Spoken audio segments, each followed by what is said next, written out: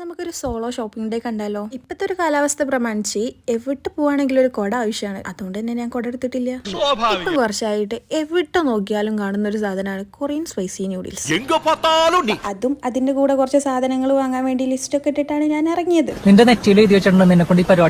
അതും ഒരു സത്യമായ കാര്യമാണെങ്കിലും നമ്മൾ ലിസ്റ്റ് ഇടണം കേട്ടോ. ഇല്ലെങ്കിൽ പോയതെന്തിനാ വന്നതെന്തിനാന്നറിയാതെ നമ്മൾ അതിൻ്റെ ഉള്ളിൽ കറങ്ങി നടക്കേണ്ടി വരും. അപ്പം വിചാരിക്കാത്ത പല സാധനങ്ങളും നമ്മുടെ കയ്യിലെത്തും. എങ്ങനെ? ഏകദേശം ഇങ്ങനെ.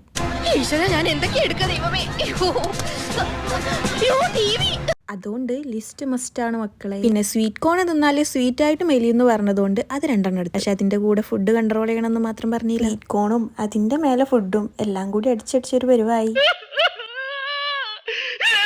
ഒരാവശ്യമില്ല, എന്നാലും ഓഫറുള്ളതല്ലേ, അതും അങ്ങോട്ട് എടുത്ത്. പിന്നെ വെറുതെ അതിലൂടെ ട്രോളി ഒന്തി നടന്നപ്പോഴാണടാ ബിരിയാണിയുടെ മണം.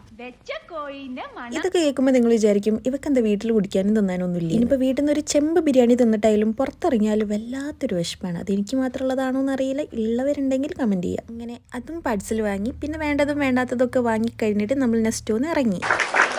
എന്തായാലും ഇവിടെ വരെ ഒന്ന് എന്നാൽ ഇനി മേലും കൂടി കയറിയിട്ടൊന്ന് പോവാന്ന് വിചാരിച്ചപ്പം അടുത്ത ഓഫറും കണ്ട് അതും വാങ്ങി.